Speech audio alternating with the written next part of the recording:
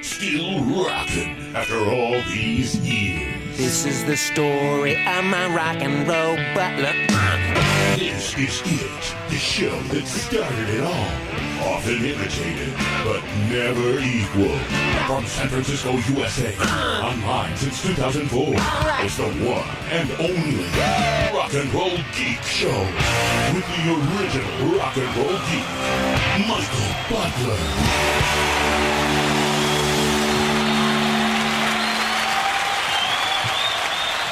Welcome to the Rock and Roll Geek Show. My name's Michael Butler. Thanks a lot for joining me. I really appreciate it. Today is Thursday, March 19th, 2020, and it is 6:43 p.m. when I'm recording this episode. Pardon me, I need to. You might be thinking to yourself, wait a minute. A show just got posted last night. This asshole doesn't usually do a show but every couple of weeks. Well, after the mostly negative comments from the show that I posted today or last night, I figured I better just put another one out there pretty quick because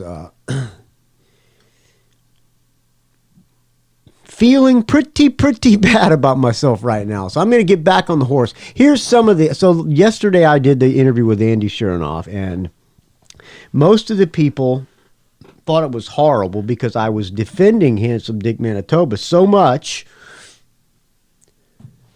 that they just had to, well, here's one. I've been listening to the Rock and Roll Geek Show for many years, and this is the first episode that I've actually disliked. For some reason, and there's a different one. For some reason, and I think I understand, Michael comes across as the custodian of Dick's legacy, and I think it undermined the first part of the interview. Listen to the first 45 minutes on my way to work this morning. Even before it, only listening to the Handsome Dick interview and a couple of podcasts, I thought Handsome Dick came across as pretty lame. Someone who blames everyone for their problems. Wait a minute. Oh, fuck. What did I just lost it here. Hold on. Oh, shit. I think it was pretty embarrassing listening to Michael defend Richard so much. That's just some of them. So I'm getting back on the horse, and we're just going to play some music tonight, and I'm heading I have to work tomorrow, and after I'm bringing all my stuff with me, and when I get off work, I'm heading up to the mountains until at least for a week, and hopefully this shit blows over. I'm going to be bringing the new RODECASTER with me, so I might be doing shows up there. Speaking of RODECASTER, I would like to thank the anonymous donor who donated the price of this RODECASTER. I got an email from somebody and said, how much does the RODECASTER cost? And I told him, and about 5 minutes later, I got a PayPal donation for the cost of that RODECASTER. And this person asked to be anonymous, but I cannot thank this anonymous person enough. That was a great act of generosity and value for value. So I figure I need to get on the horse, because if people didn't find value in yesterday's... Should I talk about yesterday's? Okay. First of all, I posted on the Dictator's fan site or Facebook page something to the effect of, I wish these guys would get back together, bury the hatchet and get back together. And then later on that day, or like within an hour of me posting that, this happened last week, I got a message from Andy Chernoff saying, I deserve to have my side of the story told. I demand you let me on to tell my side of the story, or I demand you remove the episode. And I said, well, I would love to have you on to tell your side of the story, but I need to clear this with Richard, because I've been helping Richard with his podcast, and I happen to like Richard Manitoba, despite what everybody said on the comments of the episode. So we went back and forth.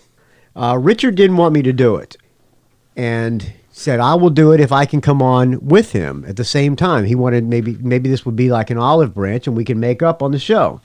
Well, Andy said, absolutely not. I will not be on there with him. And if you don't let me on by myself, I demand you remove the episode. So I went back and forth and back and forth. And finally, Richard agreed, and Yes, I defended Handsome Dick Manitoba because I want the band back together. So if you thought it was embarrassing of what I did, that's fine, friends.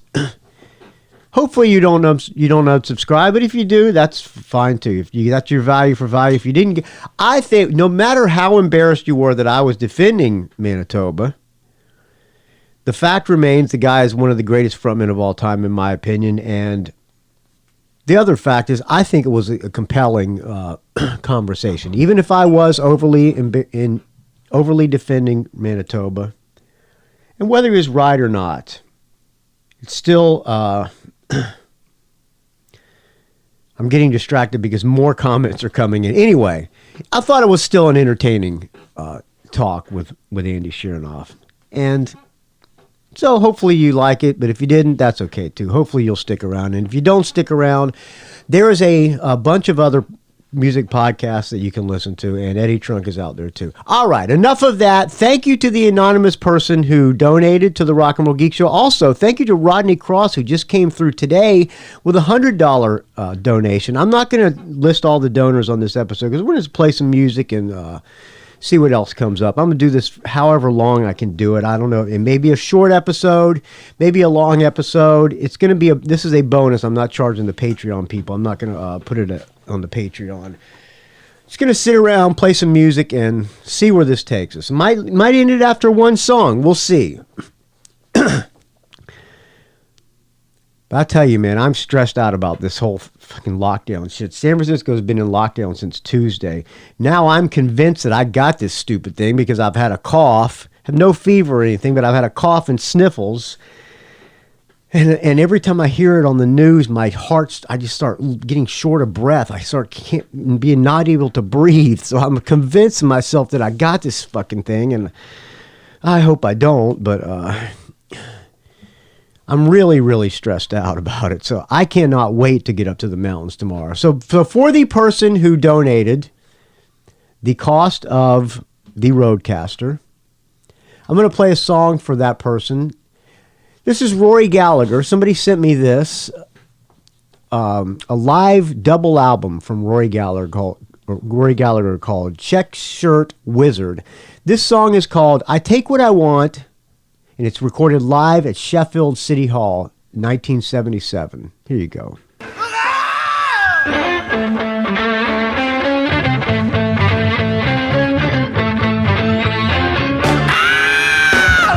Take what I want.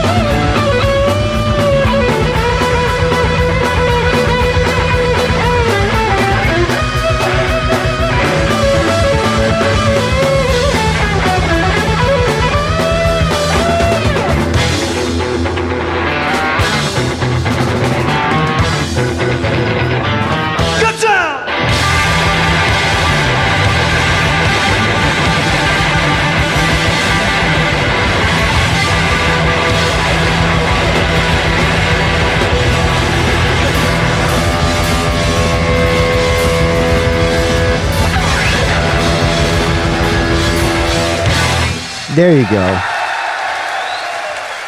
Ripping guitar player, almost completely unknown in the United States. But I have on vinyl. I have that Blueprint album from Rory Gallagher, which I have had since I was a little kid. It's the only album I have. But since I talked about that, a lot of people sent me a bunch of Rory Gallagher stuff. So apparently Rory Gallagher's got a lot of fans. Most of the people who sent me the stuff was in, I think, in the UK. I think most of the stuff I'm going to play tonight, if I continue to do this, we'll see how long it takes us. I'm going to do stuff in keeping with the mood of the things happening right now. I hope you're healthy, friends. If I did come down with this thing, and speaking of that, I play in a band with Zetro from Exodus, that AC/DC cover band, and Exodus, Testament, and Death Angel were on tour of Europe together, and some of the shows got canceled due to this shit going on. And they came back. Gary Holt says he's got all the symptoms of this thing, and he's laid up in bed. Will Carroll, the drummer from Death Angel, who also plays drums in the AC/DC band with me and Zetro, and Joel from Featherwitch, and this guy who does a great Angus imitation, really, really good. The guy who plays Angus is fantastic. Anyway, Will Carroll, the drummer, is in the hospital right now. Apparently, he must have this thing too. So, if I get it, I will try to do a show from my deathbed. Hopefully I won't die, but I have a bad cough right now, and I'm hoping it's just psychosomatic. I've been taking black elderberry and by the handfuls, and I just ran out, and I've been taking olive leaf extract by the handfuls as well. But if I got this thing, I'll have the Rodecaster up in the mountains with me if I make it up to the mountains, and I'll do a show from my deathbed for you, friends. But if I do the show and it sucks and I get it posted anyway, don't post on there the show sucked. Okay, all right? I would appreciate it. It really bumps me out. I don't, well, yes, I deserve to have, if people don't like the show, I would rather you be honest and tell me the show that you didn't like the show, but still makes me feel bad when the show sucks. So I didn't think the show sucked. I thought the show was entertaining. After the thing was over, I said, wow, that was quite compelling, but what do I know? All right, I have an audio comment from, I think this is from Tim Smith, the Rock and Roll Runner. Let's hear it. It's a celebration. Just because it's Thursday doesn't mean we can't act like it's Saturday. Wait, there's more. Oh, good. So, here we are on the end of the road tour. End of the road. It's been awesome. There you go. Yeah, but thank you, Tim Smith. I will play the rest. But I went to the Kiss show in San Francisco, or in Oakland. I recorded the show, I recorded the concert, but the quality wasn't good enough to do it. I was going to do a live bootleg of the Kiss show, but it wasn't good enough quality for me to do a whole episode on. I think it would have been even worse than the Andy Chernoff interview. But yeah, he said awesome at least 10 times at the Kiss show when I was at. Hey, Michael Butler, it's the Rock and Roll Runner coming to you from Tim. Ohio. How's it going? Super great. Couldn't be better. Touch of the coronavirus, but other than that, I'm doing fine. Great to hear, man. Thanks. So as you can guess, I have a bit of a show review here, but I'm going to do it very quickly. Okay. I'm a complete idiot because I saw this show like 6 months ago in August, No. and I'm just getting around to it. No, okay. But I have a little something fun at the end of my review, or at least I think it's fun. It's pretty stupid, actually. But anyway, little show review on Kiss. I saw them in Cincinnati at the outdoor pavilion there. Holds about 15,000 people, and yes, it was pretty much full. And it was a pretty fun night. I was Now, do they do explosions and stuff at Shed concerts, at amphitheaters? I'm not sure if they do or not, but I guess we'll find out. in the grass, but it was still pretty enjoyable. So thought I'd go through the set list really quickly. Okay. Because I don't think anyone's reviewed Kiss in quite a while. Hold on. Let me pull up my set list so we can compare, see if they stuck to the set list. Okay, since August. Let's see. Okay. All right, here we go. So, by the way, when I saw him, David Lee, you probably didn't see David Lee Roth open for him, Tim Smith. David Lee Roth opened for Kiss at the Oakland Coliseum. David Lee Roth was great, but there were backing tracks because you could hear David Lee Roth's voice on the choruses when Roth wasn't singing in the microphone on the choruses. It was like it would go, oh, whoa, whoa, Jamie's crying. You could hear Roth going, you could hear distinctly Roth's voice going, whoa, whoa, whoa. But Roth doesn't have the microphone, and he's like doing his ad libs. So clearly he had backing tracks. But it was still entertaining. Although I'm against the backing tracks, and Kiss had some Paul Stanley stuff going on too. But maybe you'll talk about that. I'm not sure. But David Lee Roth was all Van Halen too. What Roth? I didn't write down Roth's set list, but it was a pretty. Let's see. Well, here's my notes. David Lee Roth banged songs one after another. He didn't talk to the audience once. And I went with Casey and Casey's son. Sonny, who's like 6 years old, he was rocking out the entire set. He was dressed, it was so cute, so fucking cute, man. He was dressed in cowboy boots, leggings that had stars on them, a Motley Crue t-shirt, I think it was a Dr. Feelgood t-shirt, I don't remember, maybe just the Motley Crue logo, and he had a Shazam cape on and a did he have a hat? No, but he was wearing Casey bought him a Kiss bandana for like $25, so he made a headband out of that. And he had his fist in the air the entire concert. It was really cute.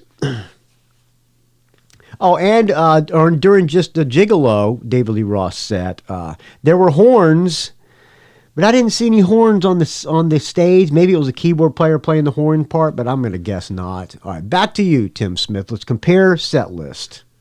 Just go through this.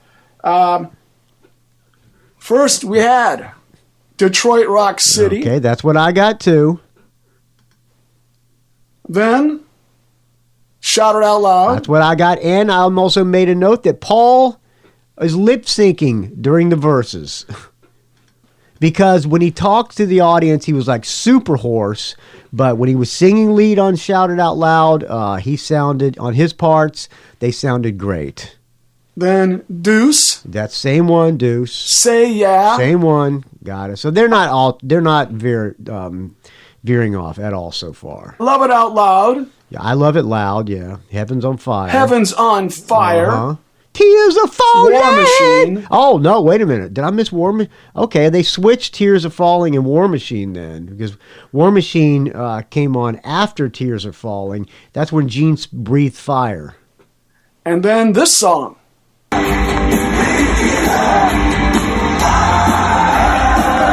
Okay, well, they didn't do Tears Are Falling during Tim Smith's show. Lick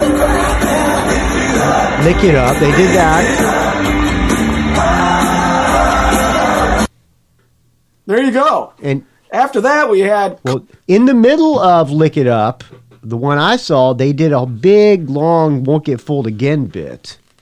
All right, see what's the next song. I got Dr. Love on the set list. Calling Dr. Love. Okay, there you go. He goes, you know, a lot of people are sick. We got a lot of health problems going on now, and I think it's time to call out the doctor. All right, you get it. All right.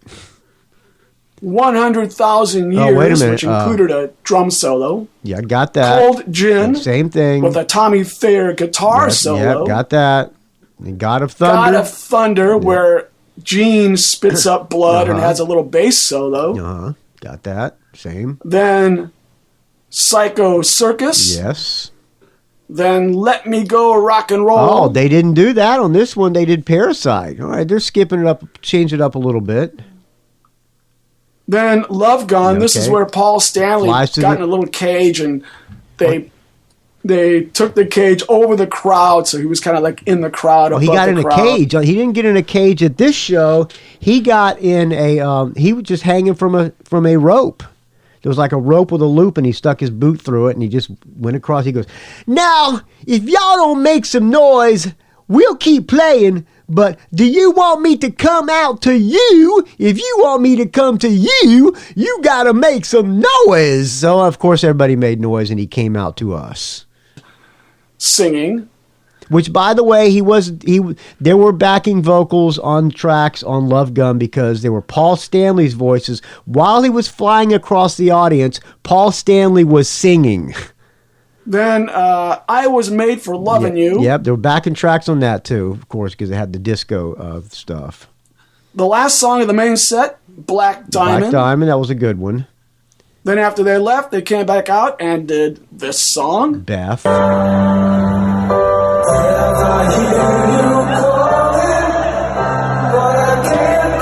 By the way, the best singer in the band, Eric Singer. He's the best singer.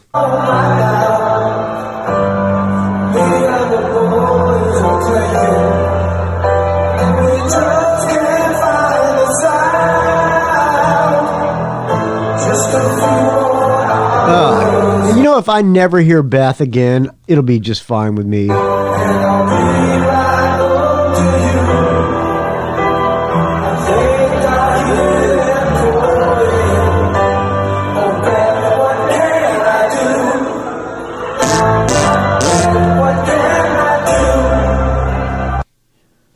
There you go. Kill it!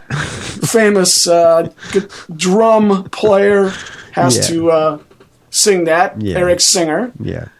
By the way, there were also backing tracks during that, clearly. I mean, he was playing, he was sitting at a piano. I'm guessing he was really playing, but there was also an orchestra behind him and all this stuff. But there were no orchestra members, but the sound of an orchestra was there. The last song of the night, Crazy, Crazy Nights. They didn't do that. And they did finally finish it off with... They did Do You Love Me instead of Crazy Nights. And then they finished it off with, of course, all the confetti cannons, Rock and Roll All Night. This song.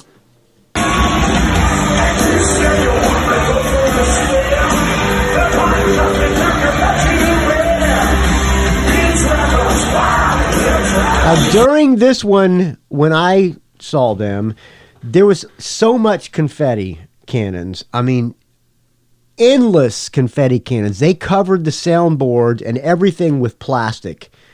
They just kept blowing more and more and more and more confetti. And Gene and Tommy Thayer got on these cranes, and they went all around the audience in these cranes. It was a pretty cool effect. It was a spectacular stage show.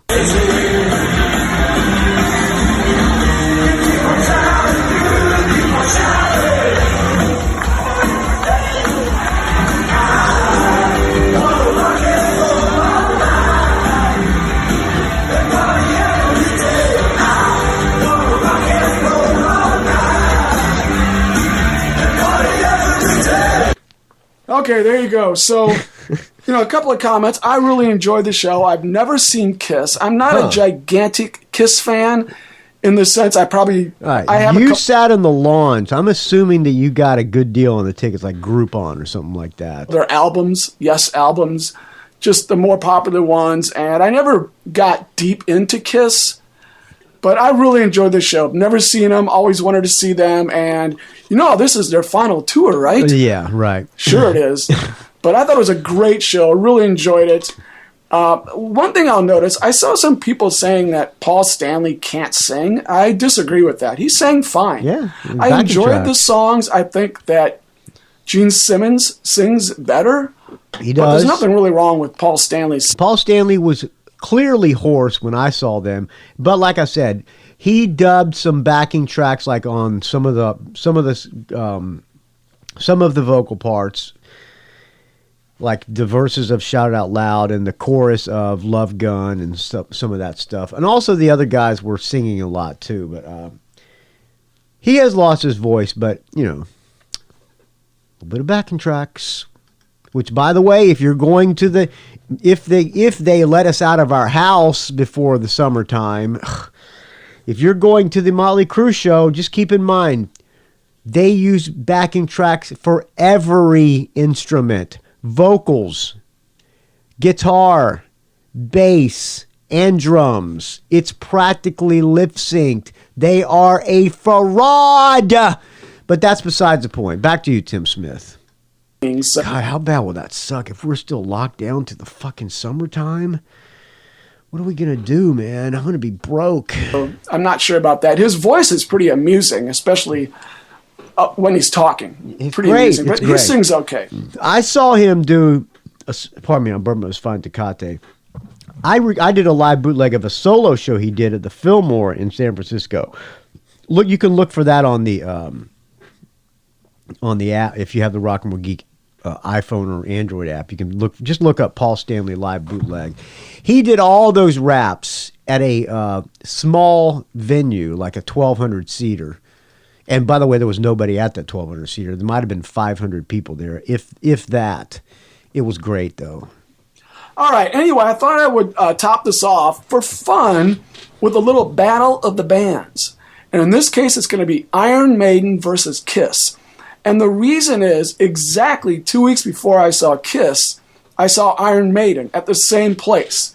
So that's the only reason I'm comparing these two bands. Okay. I didn't call in with an Iron Maiden show review because someone else beat me to it. But anyway, this is Iron Maiden versus Kiss. Oh, okay. And it's just going to be like plus 1 point or no points or something. Oh, for each song? And these categories are totally random. They just came into my head.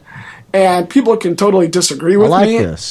They're either my opinion or just what I think is true, and I'm probably wrong. But just for fun, here you go. So let's talk about album covers. My feeling, and I didn't even go back and look at them all, that Iron Maiden should win that one. They get a +1. Okay. Popularity in America. I'm going to guess Kiss is maybe Iron more Maiden. popular than Iron Maiden. +1 for Kiss. Popularity on the international scale, I don't know, but I'm going to guess maybe Iron Maiden. I could be totally wrong on that, though, but I'm going to go ahead and give that to Iron Maiden. Catchiness of the tunes. I'm going to give this to Kiss. Kiss songs are easier to sing along to, more radio-friendly, more catchy. On the other hand, how epic the tunes are, definitely Iron Maiden. Way more epic. 1 point for Iron Maiden right there. Okay. So let's get to some concert stuff. Okay. Attractiveness of the crowd. Let me say Iron Maiden is probably a little bit more attractive. Well, it's probably neck and neck. I mean, at the one I went to, well, there were some good-looking girls at the Kiss show. I take that back. I want to say Kiss probably. There were some fat dudes and fat girlfriends too, but I'm going to Kiss slightly better. This one for Iron Maiden. Wait a minute, hold on. Catchiness of the tunes. I'm going to give this to Kiss. Kiss songs are easier to sing along to, more radio-friendly, more catchy. On the other hand, how epic the tunes are, definitely I Iron rewound Maiden. it too Way more far. epic. The bonus 1 point for episode. Iron Maiden right Don't there. send me hate mail. So let's get to some concert stuff. Attractiveness of the crowd. Yeah, okay. -1 for Iron Maiden. 0 for Kiss. Both of these bands look like they're made up of people about to have a leg amputated from diabetes. I would not totally disagree with that. Although there were some cute girls at the Kiss show. The worst part of going to classic rock shows is just hanging out with all these old and decrepit men. Yeah, who you calling old and decrepit, Tim Smith? I'm that guy. The only redeeming thing Kiss had was it had at least a few MILFs in the crowd. There you go. Generally, both are pretty pathetic and disgusting. They also both lose a point. Both bands lose a point for shortening my lifespan due to all the people smoking. Even though this is outdoor, I feel like they shouldn't allow smoking because you might as well be indoors. And I feel like I was about to die from smoke inhalation and body odor. That as well. Not fun. Size of the crowd, they both pretty much... You did go in August, so it was pretty hot in Cincinnati, probably in August. So filled up around 15,000 people, so 1 point each. Well, like Eddie Trunk says, promoters now, or Live Nation, is not going to have an empty venue. If they got to give away a bunch of tickets, they will. Iron Maiden, they don't have to give away tickets because they sell tickets. Kiss, they probably had to give a few away or give cheap tickets. Our tickets cost almost $100 each. Actually, a little bit more than $100 each. Casey bought mine because I loaned him a bass. I think he thinks that the bass is going to be an even exchange for that Kiss concert. Casey, no. All right, back to you, Tim Smith. Songs, they both did a good job. They were both pretty fun to listen to between songs. Gene Simmons, he's just funny. He's hilarious. One each for that. How about lifetime of the band? Just general survival of the band and Kiss. how well they've stayed intact. I'm going to give 1 point each. Neither band has been perfect, but 1 point each for that. I mean, not as bad as a lot of bands. General style, band style, just the general perception to me. Well, Kiss is wearing costumes, and Maiden's not. Both very unique and creative. Obviously, Kiss with the makeup, Iron Maiden with the Eddie stuff, and just the subject matter of the songs they sing. But I'm going to give this to Iron Maiden. A little bit more cool. Even though the Kiss makeup thing, it still works. It at the same time feels outdated. I'm not sure how, but I'm going to give 1 point to Iron Maiden. Yeah, honestly, I do think it's about time for Kiss to hang it up, although they're now talk of a Las Vegas residency, so who knows when they're going to hang it up, but yeah, I think it's about time. Stage presentation, 1 point each. They were both really fun to watch. How about lead singer's voice? Bruce Dickinson, a big plus one. I was amazed at how well Bruce Dickinson can sing. I really thought he was going to be weak-voiced or something. I mean, didn't we hear something about throat cancer once? I don't know, but wow, that guy can sing. How about the opening band? So this is weird. Kiss did not have an opening band. They had this artist guy, I had never heard of him, called Garibaldi, and they would play music and he would paint a big, gigantic picture like the size of himself. Yeah, that's lame. Upside down, and then at the very end he'd flip it over and then you'd see what it was. It was really corny. It was hokey. Although he is kind of talented. I mean, of to be able course, to paint but upside down is, I guess, a talent. So he did one of Mick Jagger. I would have rather seen David Lee Roth. While a Rolling Stones song was playing, and then one of Bon Scott while an AC/DC song was playing. And then he did the whole Kiss band while a Kiss song is playing. And then he'd flip them over at the very end. Honestly, what Kiss song did he do? I wonder if Kiss made him do a song that was not in their set. They weren't great paintings. I mean, I'm not sure I would have known it was Mick Jagger had they not been playing a Mick Jagger song. Right, exactly. But it was still, I thought it would be horrible. I was about to leave, but I ended up watching the whole thing. So we'll give a point to Kiss. Iron Maiden had some band that just sounded boring. The Iron Maiden's opening band was Steve Harris's son's band. They were horrible. They played okay, but it was really, really dumb. Not 1 point for Kiss for the opening band.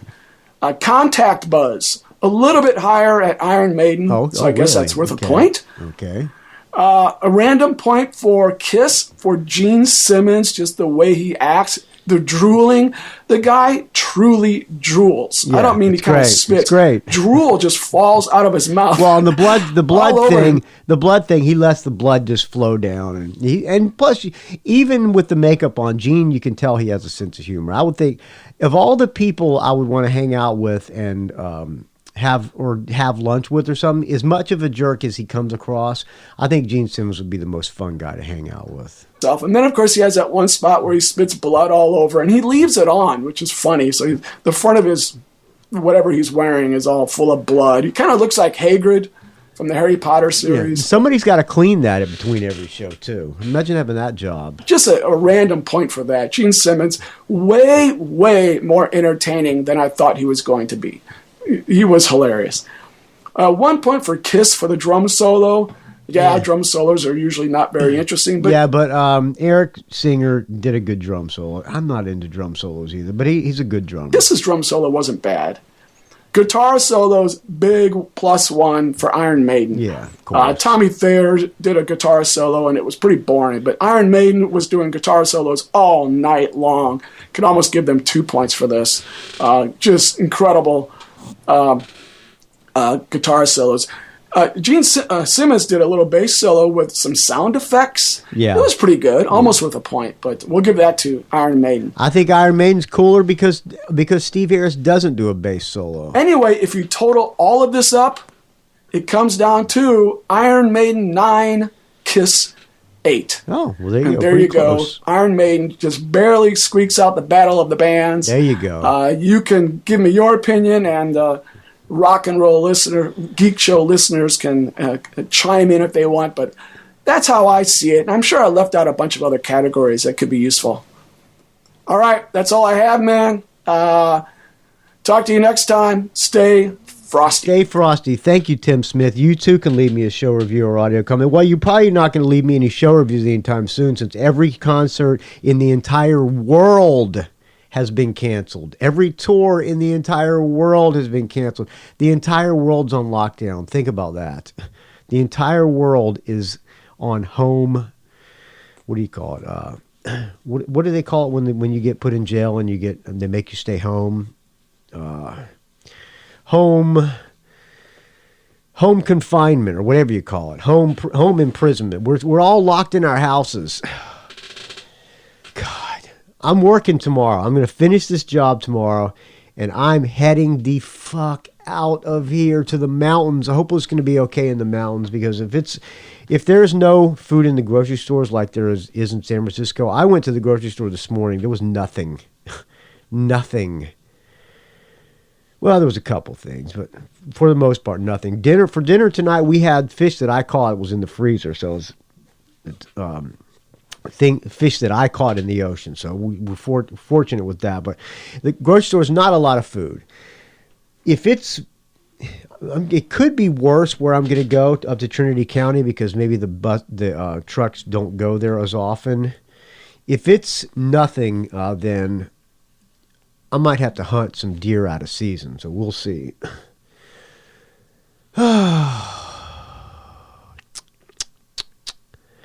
Strange times we are in right now, friends. You don't need me to tell you that. All right, let's play a song. All right.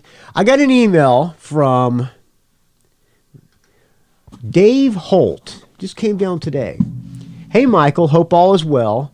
Hope the Blue Helmet guys are staying away from you. What's the Blue Helmet guys? Are those the cops? Just had to drop a note to you to tell you about a guy I met over the weekend. I'm from Cincinnati. If you remember, I do Marty's Garage. Yes, I know that, Dave Holt.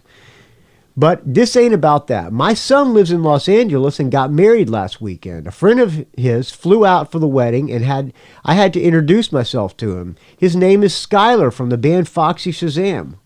Huh.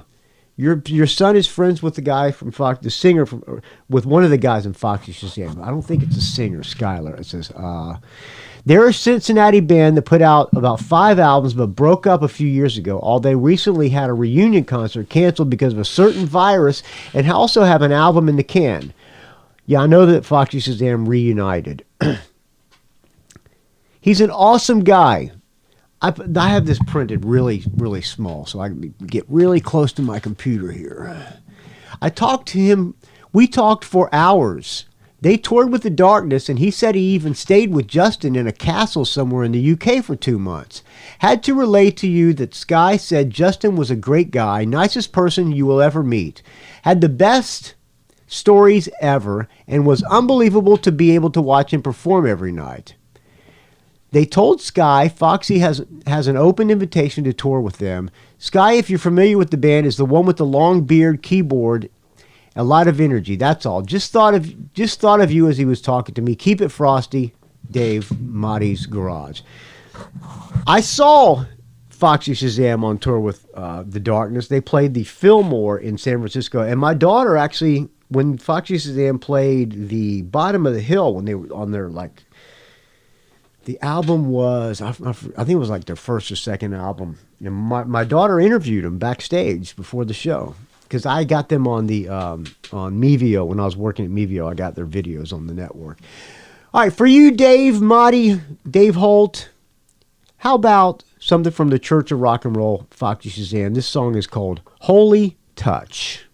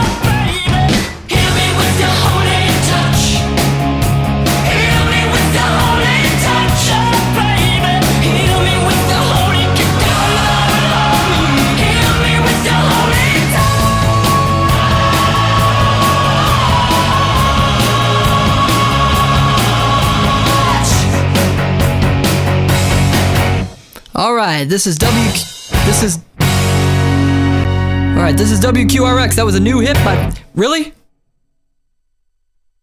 There you go. Oh, stop. Dude, that was Foxy Shazam. Fun band. They were great live. I think I've seen them like twice. I think we stayed to watch them at the bottom of the hill. Maybe we didn't. But I had their videos all over Mevio, so I saw them many times on the videos. And they were great opening for The Darkness. Also, Justin and that singer, Justin from The Darkness, Justin Hawkins, and the singer wrote that Hang Cool Teddy Bear album. They wrote almost that entire album for Meatloaf, and that is a great album. All right. We are 46 minutes into this. My chair is squeaking. I need to oil this fucking thing. And I think I'm going to probably wrap this thing up. Suddenly I started talking about this fucking shit. Let's play another song, and then I'll say some final words, and we'll get the hell out of here. All right. This is a song by... This is an album called the Lee Harvey Oswald Band, called Blastronaut is the name of the album. Top to bottom, this album is great. I remember listening... Eric Lannon from American Heartbreak turned me on to this album a long time ago. When did it come out? 96, this album came out. I'm going to play something from Lee Harvey Oswald Band. In keeping with the state of affairs, this song is called Panic in Hanoi.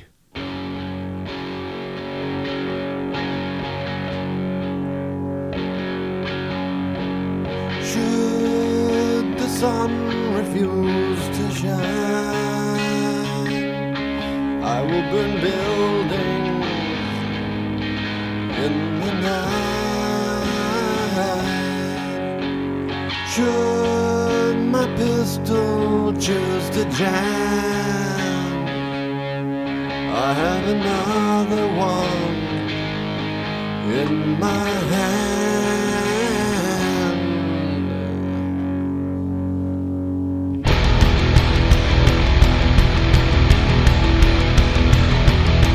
Why waltz when you can rock and roll? I'm shooting for a new death toll. Hey, this is cool, so this is war. I'll get a scope and prove my skull. And panic in Hanoi, fire is our friend. Splash some gas on this dirty city and burn it down again. Panic, panic, panic in Hanoi. Oh no, no. Panic, panic, panic in Hanoi. Oh no, no. Panic, panic, panic in Hanoi. You know, mother, I'm a soldier. You're over with a gun. Mother, I'd die if I told you what I've done. Looting in the shopping mall, I stole a mobile phone to call the police, but they couldn't come. They got the biggies on the run and panic in Hanoi. Fire is our friend. Splash some gas on this goddamn city and burn it down again. Panic, panic, panic in Hanoi. Oh no, no. Panic, panic, panic in Hanoi. Oh no, no. Panic, panic, panic in Hanoi. You know, mother, I'm a soldier. Jehovah with a gun. Mother, you die if I told you what I've done.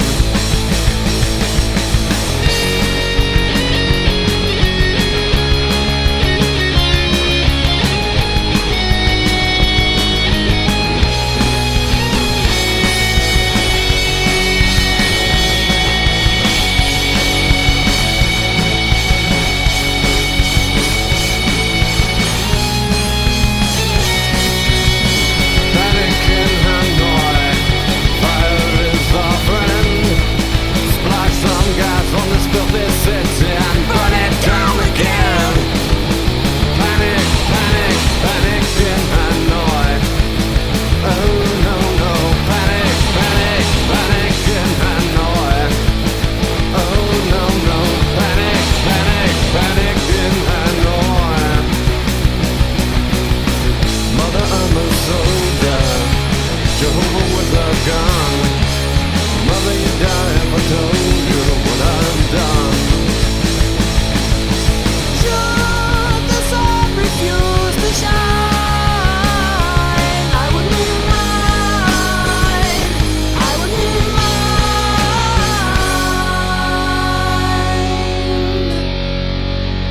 mine. There you go. Lee Harvey Oswald Band. Panic in Hanoi. All right. So I had to clean out my office last night. It all started when I stumbled into better times. Stop. This producer, you are fired, producer. This was your last night here. I know we're in quarantine and we're locked down, and you need the money, but you're fired. All right. Whew. Where was? Oh, I had to clean my office this past weekend. The wife told me, don't make plans this weekend because this office has got to be cleaned out. We got to get everything out of here. In my office, there was stuff floor to ceiling. It was like the hoarding. It was like the worst episode of Hoarders. And I had to clean it this weekend. I had to get all these CDs out. I must have had 1,000 CDs on these racks behind me. And as I was cleaning the CD, I was putting the CDs away. I was coming across CDs that I didn't think I had ripped to the iTunes. So I was ripping a bunch of CDs to the iTunes, and I found what I'm going to play, a band called Gangrene. Pardon me, I'm burping this fine Tecate. Let me take another sip of this fine Tecate so I can do another burp. I found 3 albums from Gangrene, a live album and 2 other albums. I'm gonna close out the show tonight with a Gangrene song called Alcohol, kind of in keeping with the theme. You're stuck in your house, better have some beer, friends. All right. So that's what I'm going to play for you, and then I'm going to get the hell out of here. From my heart, friends, I hope you're all healthy, and I hope this is not fucking your life up too much. I hope you got enough money to survive when you're... Well, first of all, I hope your town's not locked down like ours is. They just locked Los Angeles down starting midnight tonight. San Francisco's been locked down since Tuesday. I believe New York City is locked down. Hopefully they won't close the freeways before tomorrow because I got to get the hell out of here. So hopefully you're not locked down, but if you are locked down, hope you got enough money to survive. I know I don't. I don't have enough money to survive, so I got to figure out if I'm going to be able to work or not because I don't know if customers are going to let me go into their house and paint or paint outside their house. Maybe they will.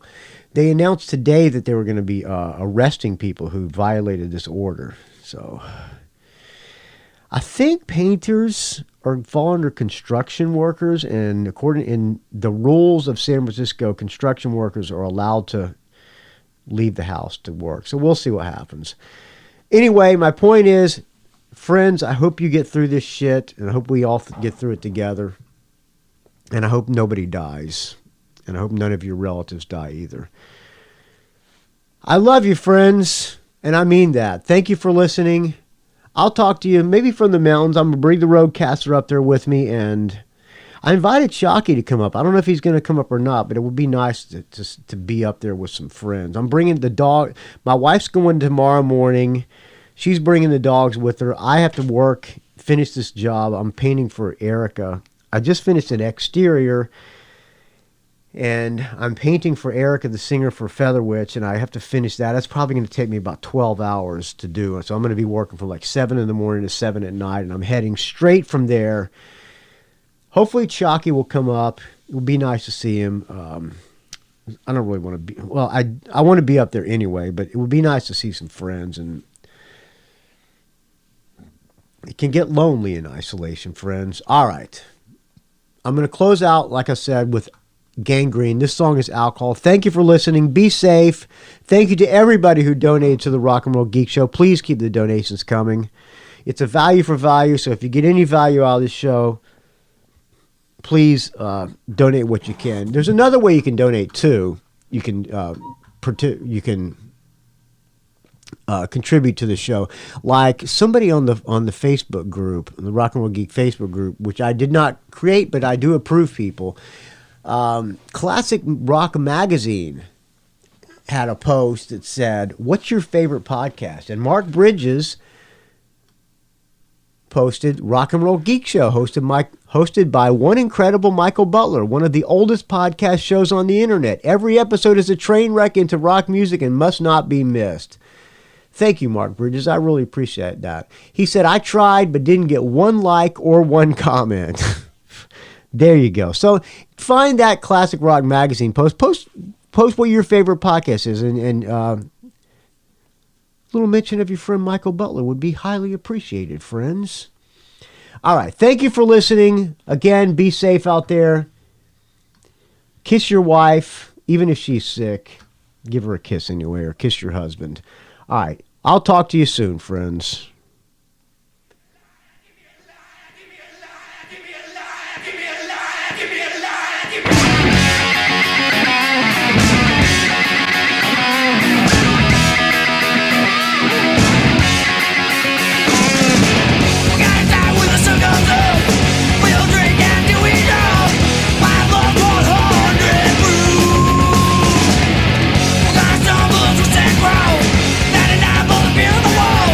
I'd